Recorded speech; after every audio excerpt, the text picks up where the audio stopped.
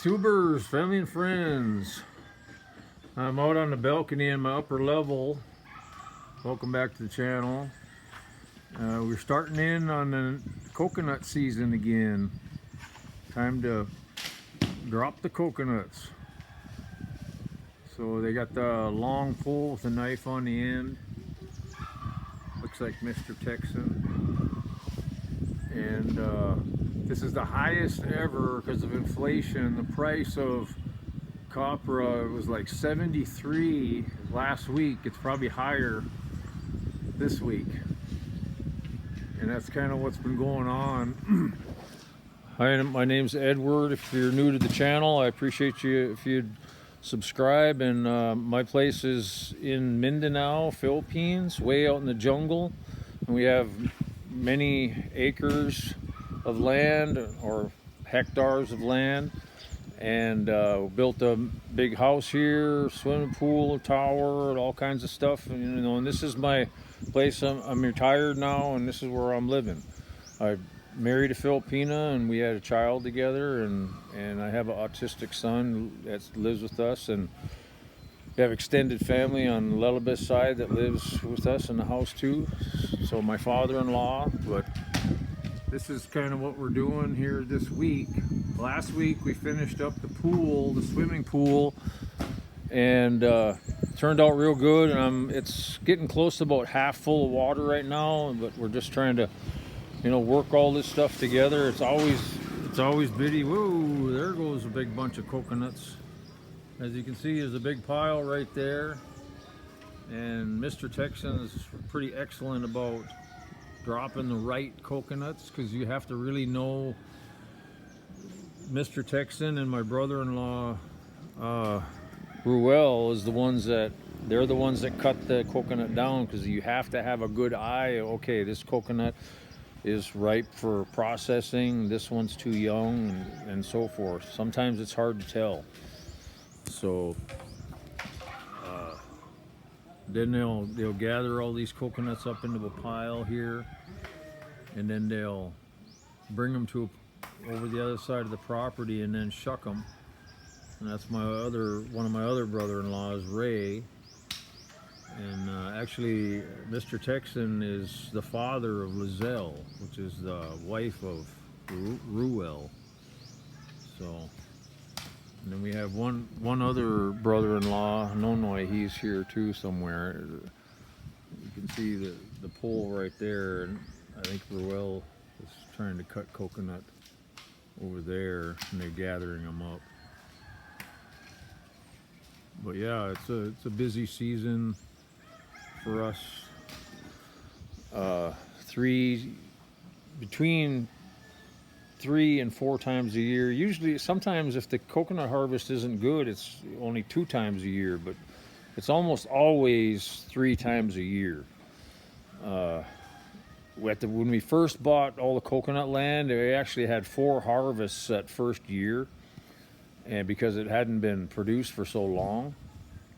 But every year since then, we've gotten 3 harvests almost every year, except for 1 year we had 2 harvests. So it all averages out to about 3 harvests. And like I say, it was only sometimes 25 pesos per kilo when we first bought the land and our coconut land, and started processing and harvesting coconut.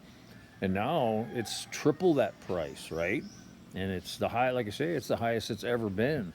Everyone's shocked of the high price, and I'm surprised a little bit, but with inflation, that's what's going on. It's inflation of money, right? Money becomes more worthless, so you have to pay more for, especially produce of any kind that's growing, or even meat or anything like that. All your food products, that's all going to go skyrocketing when money inflation is high from all these governments printing, as much money as they want. That's what they print. There's no rhyme or reason. There's no record of it. They just print as much as they possibly can, right? And next week is going to be elections, and over the last few weeks here, you know, the campaign has been hot and heavy, and they actually pay money to the voters to go vote for them. Yeah, my wife got $40. It's the first time actually she ever got money for voting, because, you know, I'm not saying it's right or wrong, and, you know, I don't believe. Ooh, there goes a big bunch. Busted a branch off the tree. That's okay. It's okay, Mr. Texan. That's okay. Yeah, that tree isn't producing no fruit anyways. Some of these real tall trees here are supposed to be avocado, but I've never seen an avocado off it, and they're 20, 30 foot high. I've never seen any fruit off of these ones here, and I'm almost tempted to cut them down because they're really causing too much shade in this area. But see how tall he has to extend that bamboo pole with the knife on the end? I mean, super. I mean, that's probably 50 feet of pole to cut down that coconut. There goes one there. Oh, shite. Careful, Mr. Texan. You got him falling behind you. So they're cutting off of this tree here too, and some of them went over the. Ooh, there's a big bunch of coconut. So they got to be careful. You know, there's a. You know, I've always been warned as a foreigner. Every time I come to the province, when I first started coming here, before I started living here. Oh, be careful. Don't go under that coconut tree. You're going to get killed. You're going to get hit. So all the Filipinos are grabbing my arm, pulling me away from the coconut trees. So it's pretty funny. So these guys, I mean, it could be dangerous if one of them things hit you. It'd break your arm, or if it hit you in the head, you'd be dead real quick, unless it was a glancing blow and you got lucky. So look at that, 2 poles going to the same tree. Very funny. So they'll cut all these trees around the house, and there's some in the back here. See all these coconuts here and extending on over there.